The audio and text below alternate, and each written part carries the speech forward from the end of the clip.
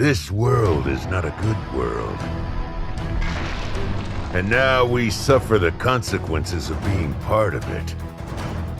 We cling to leaders like saviors, their crowns a beacon of hope in dark times.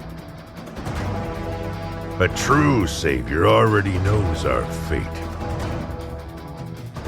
He knows our blood has become one with this putrid floating rock. Is there redemption? Or do we simply leave behind the world we have corrupted? The journey to salvation is long. Our atonement cannot be through restoration, only self-destruction. Our shepherds lead us to slaughter and must be punished. The promised land is not so hard to find. It's right there, at the edge of my blade. No more empires, no more heroes, no more kings. Welcome to another Heroes of Newerth Hero Spotlight, featuring Kane, the Usurper who is an orphaned, mixed-breed warrior raised by Malakin to despise all forms of royalty and authority. Kane's utopia is a Newerth without crowns, with only the strongest and most savage allowed to hold dominion over others. Kane is a strength-focused hero who is primarily effective in the counter-carry role with his ability to single out heroes. He will also bring push presence, which we will explain why shortly. Kane's first ability is Waylay. Kane throws his sword forward, dealing physical damage as well as pulling any enemies hit to him and applying a 20% 4-second slow.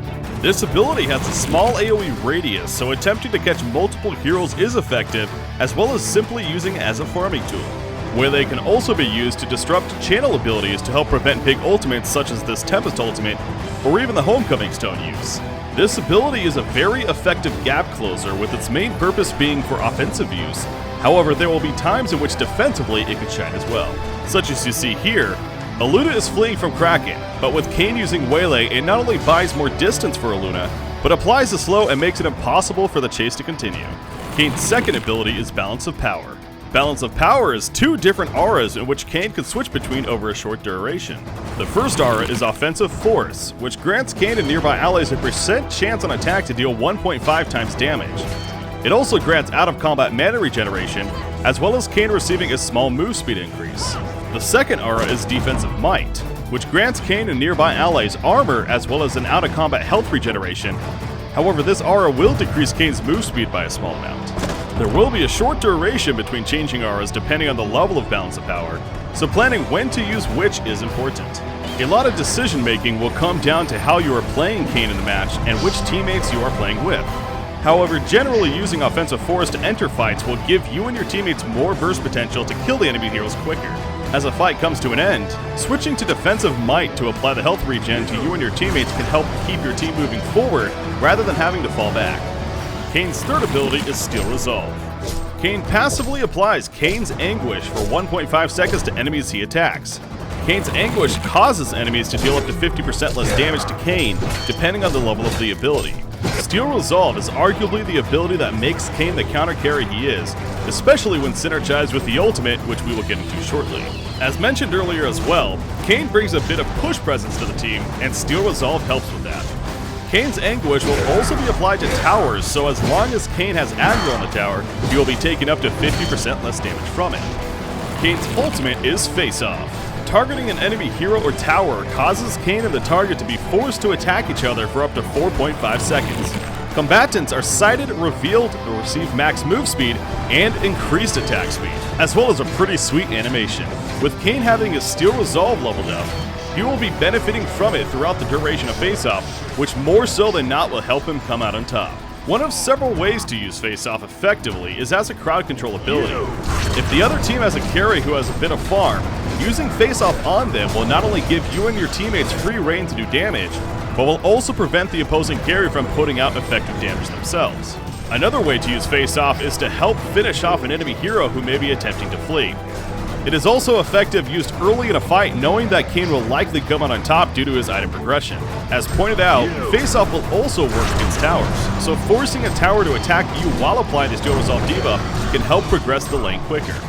Now let's take a look at how Kane's abilities shine in game. In the laning phase, Kane takes advantage of Geomancer getting a little too close for comfort, and proceeds to use Waylay to pull him closer and apply the slow, then face off to finish the job preventing Geomancer from getting away. As the enemy team attempts to tower dive Kane, his teammates start porting in to assist. The enemies realize they need to retreat, but Kane casts face off on Cthulhuphant to keep him there, and ultimately buys the time needed for the kill.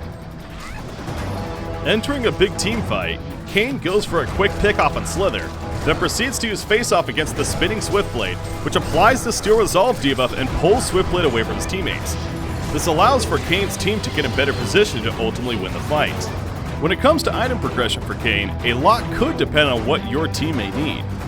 If you want to build more of a hard-hitting route, items such as Insanitarius, Elder Parasite, and Dawnbringer would be effective.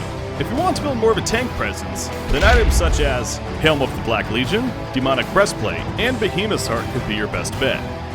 Thank you for watching this Hero Spotlight featuring Kane the Usurper. Be sure to check out Kane and his other avatars, as well as his attempts to complete his Utopia next patch. I only need 8 bits to kick your ass. Fight already! Fight already! Fight already!